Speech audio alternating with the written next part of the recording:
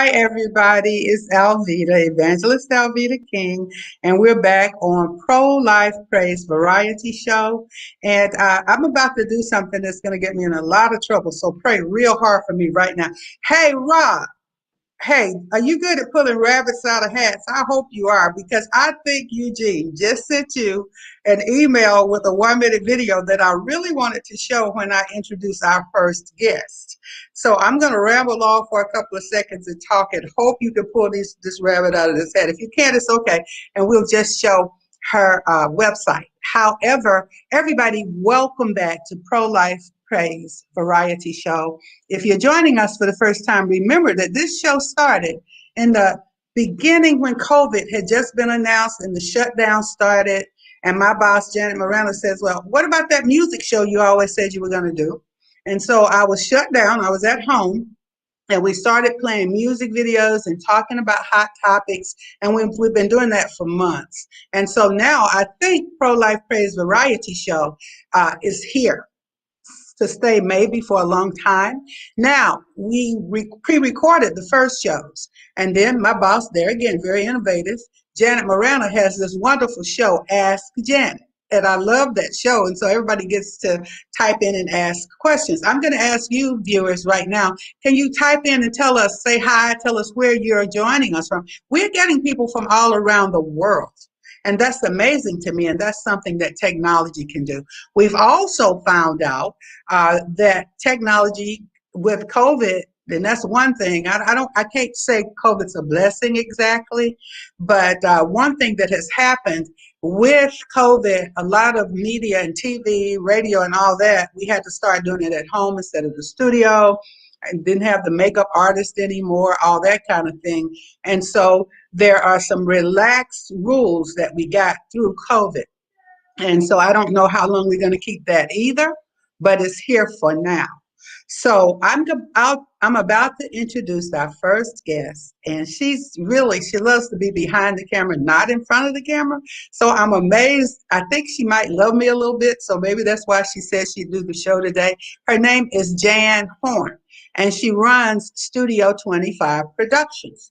And a lot of my videos that you have seen, you can actually, Jan did a lot of them. Now, I've got a cookbook. And if you could show that cookbook, Gigi's Home for the Holidays.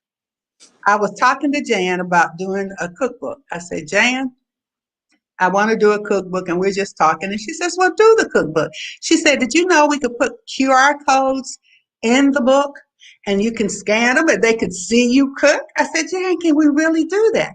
And then I think you really do love me, Jan, because I said, hey, give me a recipe, and your carrot cake recipe is in there. So I want to introduce Jan Horn. And she just does all kinds of things, of course, weddings and special occasions, but she does political videos too. And so, Jan, I have this question for you. Jan Horn, Studio 25 Productions. Jan, what is your favorite video you've done during this election season? Oh, Lord, I don't know. I wasn't ready for that. I'm so sorry. I don't know. I've really enjoyed doing a lot of them, though. I mean, anytime somebody can get on and talk about an issue that is important that people understand, I enjoy those. Okay. So, hey, Rob, can we show her Studio 25 Productions page? I'm Evangelist Alveda King. And I'm Ginger Howard.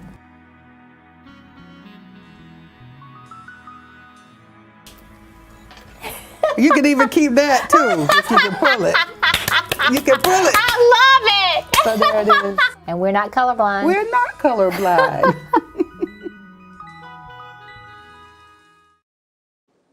Okay, Jan, I get to pretend that that's your favorite video now. So anyway, that's our We're Not Colorblind book. And Jan, actually, before the book was finished, Jan, you did the first video with Ginger and me. And because we went up north of somewhere in a restaurant, and you filmed us, we talked about it, we were still conceptualizing. And then over the months and the weeks, and then when the book was ready to come out, we went back to Ginger's shop, and you did another video. It was longer. And then I called you back and I said, Jan, we need a 1 minute promo. And that's what they just, Rob, show that one more time. Show it again. I'm evangelist Alveda King. And I'm Ginger Howard.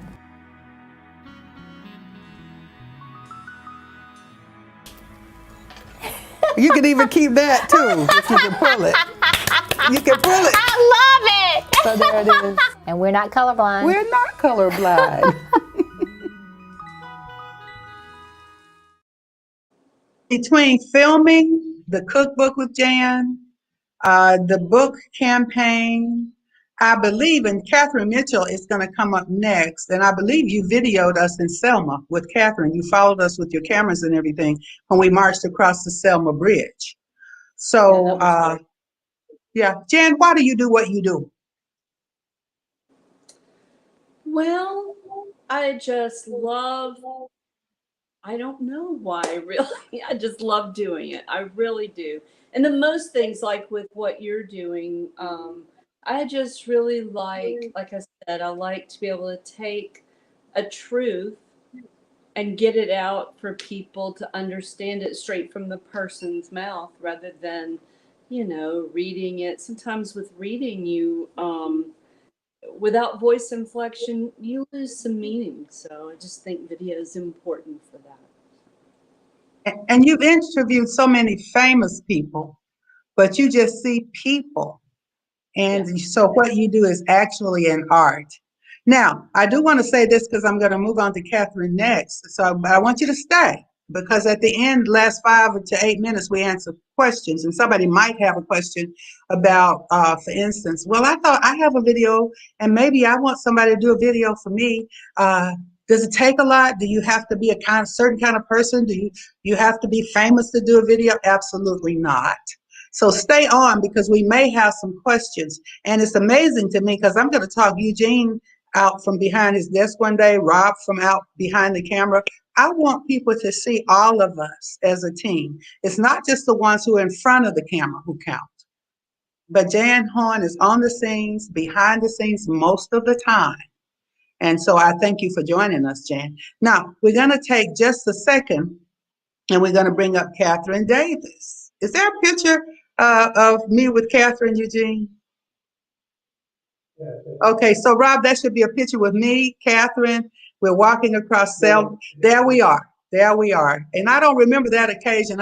You know what? That's probably at one of Catherine's meetings. She has a lunch and learn. And I think that's at the lunch and learn meeting. And we also did the Selma Bridge, and there are pictures of that, and you can find those over at Civil Rights for the Unborn. And I'm going to ask Catherine Davis in just a moment what her website is. And so she'll let you know. But Catherine is a warrior, a civil rights giant, a pro-life voice across the world, not just America. She's the author of at least 2 books that I know about. She hosts Lunch and Learn once a month.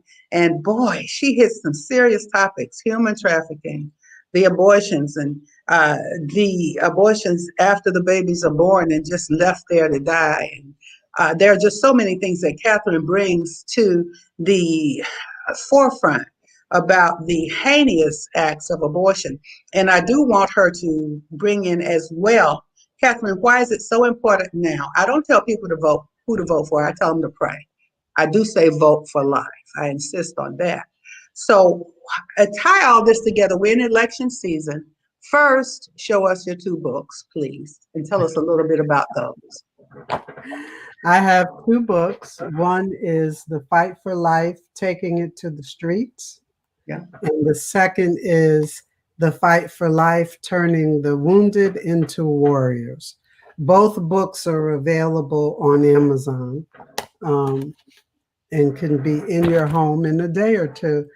You know, Alveda, we've been doing this fight for a very long time. It feels like eons instead of decades. But throughout the fight, we have recognized that there is a movement that has literally targeted the Black community. And that movement is led by Planned Parenthood. And they have been able to persuade people to accept that abortion is a way of life that should be embraced. And we have fought against that strenuously because the impact to the Black community is horrific. We have had more than 20 million Black lives lost to abortion. So it is important that we vote for candidates at every level who don't support abortion. Um, from the president to the dog catcher. We need to have people in leadership politically who understand the value of life and who understand that abortion is taking a life that God ordained to come into existence. So abortion literally is antichrist. It goes against God's mandate to be fruitful, multiply, and replenish the earth. And so I encourage people to vote their values, not their victimhood. Vote their values. Can you talk about your new initiative to HHS? I won't say yours because you invited many of us to join you, and we want the viewers. So please also say maybe your website or where they can find information and even sign on to the initiative, but demanding that HHS bring some equity and justice. Yes, most people don't realize that it is against the law to target a group of people based on their skin color. And it's been against the law since the civil rights laws were passed in 1964 and 65. And there is a special provision in the civil rights laws that prohibits discrimination by entities who get federal assistance.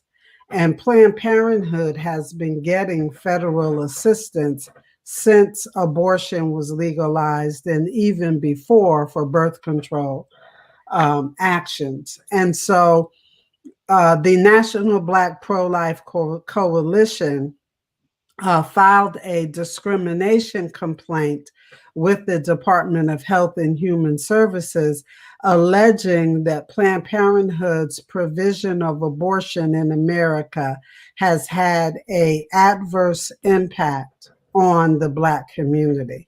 And it's because they target the Black community. They put their facilities in Black neighborhoods.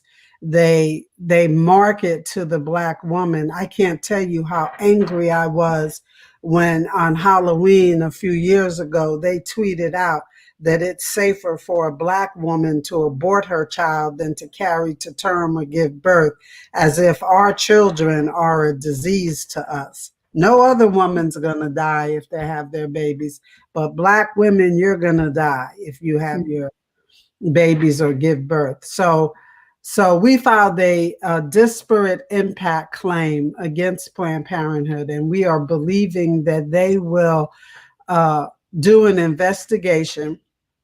And we gave them enough information to start that investigation, like the clinic locations, like their marketing strategies, how they sexualize the children through their sex ed programs, so that they can determine that Planned Parenthood's services is having an adverse impact. And in that determination, we're asking them to refer Planned Parenthood to the Department of Justice for prosecution for violation of the civil rights laws and all the other laws that they've broken, like selling our babies' body parts and Medicaid fraud.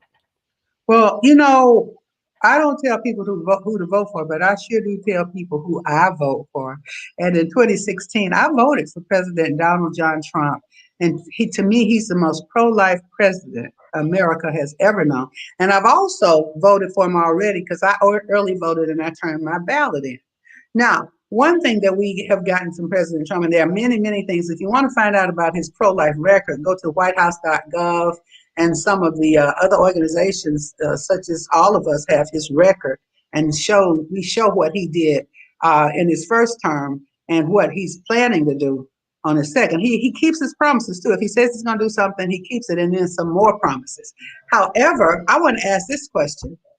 we are African American women, and you just explained how terrible it is abortion targets our communities. Now we have a new Supreme Court justice. What does that mean for the pro-life scene? The new justice, Amy Barrett. I believe that for the first time in 47 years, the pro life community can have hope, real hope, that Roe v. Wade will be overturned. Um, Justice Barrett, Justice Gorsuch, Justice Kavanaugh, and Justice Thomas all have made it known that they will make their rulings according to what the Constitution actually says, rather than what the political community has said that it says.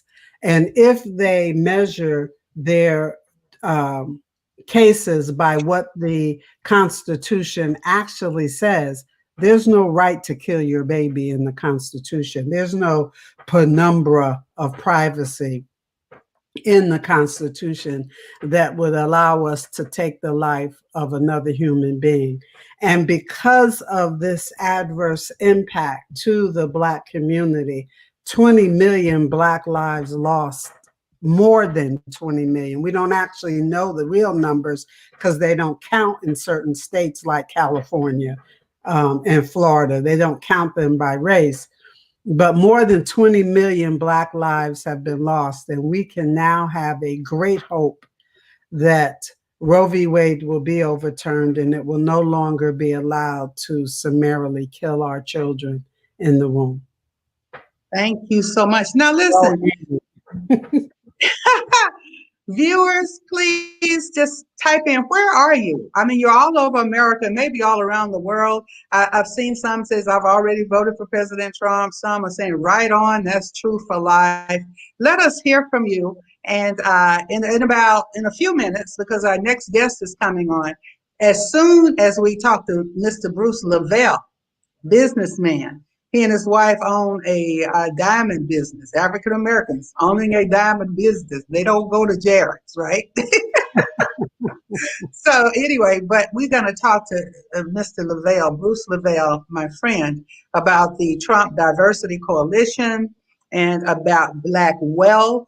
And if we can find time a little bit about the Platinum Plan that's out there as well. Is there a picture of Bruce and Alveda?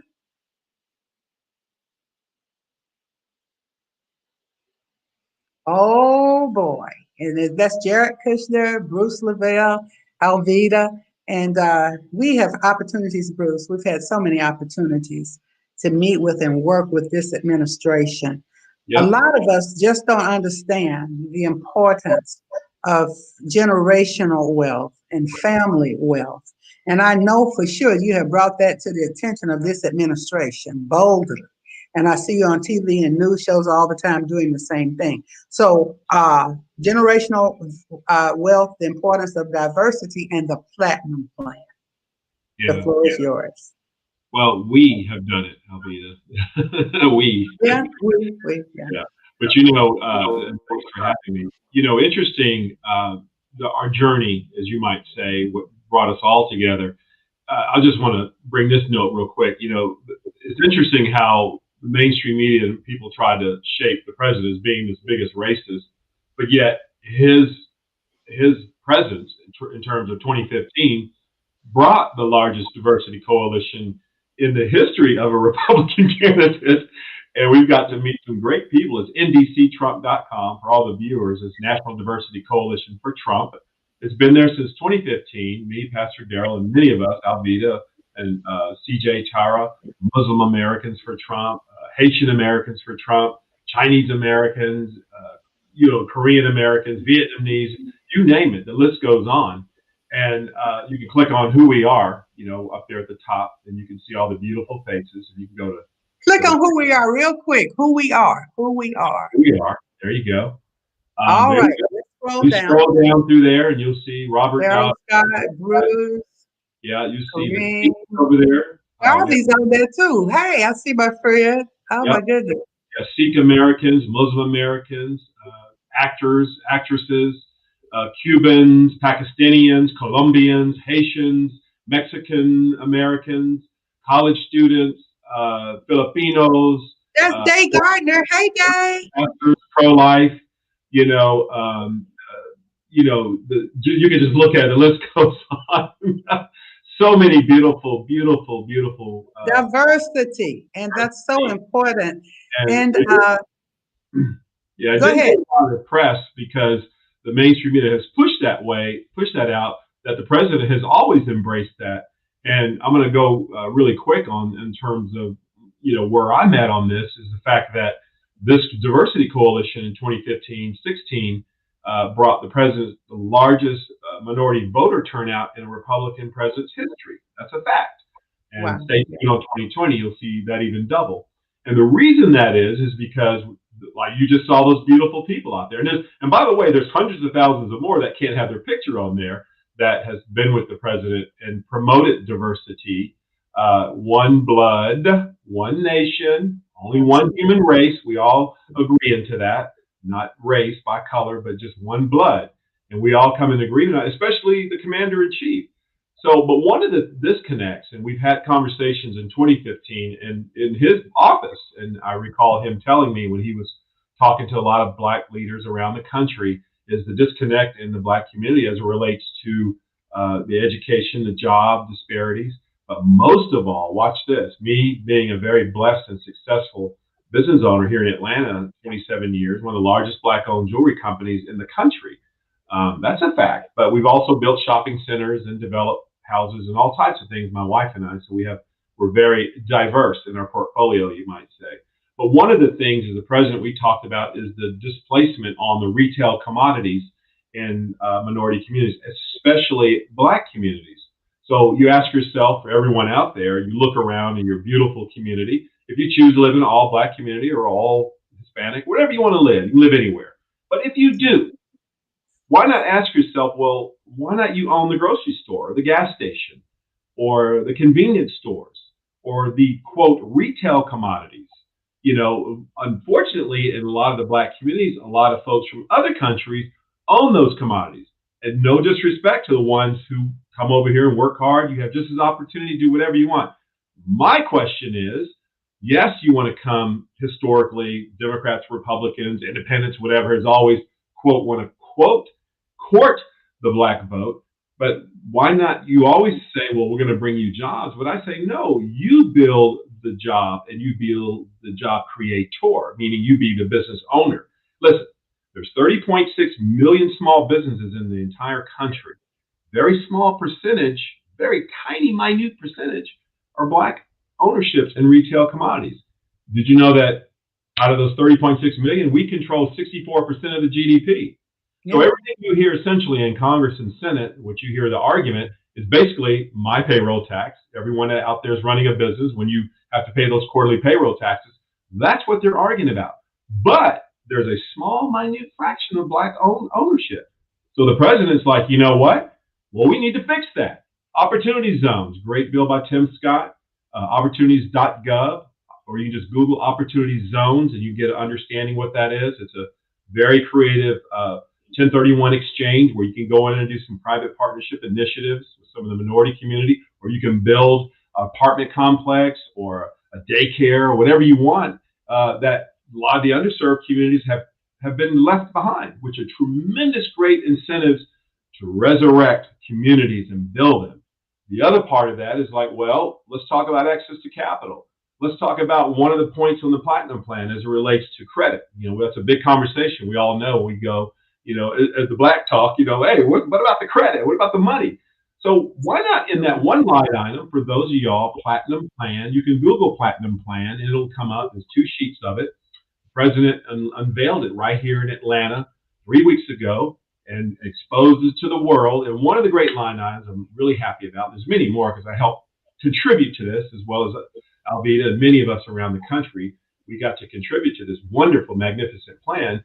It has a potential to bring $500 billion of resources to a lot of underserved back to our community. But Bruce, I need to ask you this question, and everybody get your questions ready. Don't forget to tell us where you are, for what country or city or wherever as well. But Bruce, I didn't really get it. I heard it, but I know one credit issue is that sometimes it's hard to get credit if you're young, if you're a certain Yep. ethnic group, or something like that. So they're going to do water bills and gas bills and Yep. phone bills, maybe. So talk about that just for a second. You just have a couple of seconds, and then we're going to open up for a couple of questions.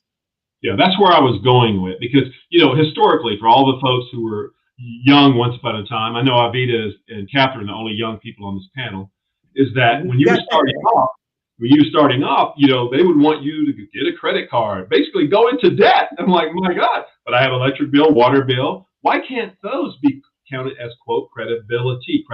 That's on the Platinum Plan, as Alveda stated. Also, real quick, we talk about banking, small banking. You know what we went through with Dodd-Frank, that terrible, heinous regulation that just destroyed a lot of our small community banks. Great life support for minority businesses. Watch this. So now we're trying to encourage and put people, Black people, very successful people, to encourage them to be on the bank boards, loan committees, underwriting, processors, in terms of bringing culture into the banking system that understands culture. So that's a very great line item in that Platinum Plan. Of course, I can talk about this for hours. I have it memorized, because we all help contribute. Because you have to talk about it. People need to know. So listen, folks. Thank you, Bruce. And there's more of this. You can find Bruce Lavelle on Twitter, Catherine on Twitter, Facebook, Jan Studio 25. So, and Catherine, your organization, what's your website? You did give it to us. The restorationproject.life. Okay. So this is very important, and we did put the Diversity Coalition up on the screen in Studio 25. So does anybody have maybe 1.5 questions? We can answer something quickly, and if not, I will begin to wrap up and say that part of the mission of Pro-Life Praise Variety Show, we bring music sometimes. We didn't have a music video this week, and entertainment and that kind of thing. Real hard policy questions and issues. And each one has talked about some of that today. So I thank you for joining us on Pro-Life Praise Variety Show. In a minute, and I think I don't know if we have the actual video, Pray for America, but we're going to start rolling Pray for America in just a moment. And at the end of the show, we're right there now. And Pray for America, there's a video of it as well. You can see some of us in that video and what we do. I want to thank you for joining us on Pro-Life Praise Variety Show. And hey, we coaxed Jan Horn out from behind the camera. Does everybody get that? That's amazing. And so, my son just came into the door. Ouch, the puppy just bit me. John, pick her up and let me show her real quick. And then we're going to do Pray for America. Come here, Daisy, as fast as you can. She's too wild, guy. Pick her up and just show it to the people really fast. Daisy, get on camera now. Oh, Daisy, don't kiss me, though. I don't like dogs. Excuse me. Hey, Daisy. Bye. Okay, here we go with Pray for America.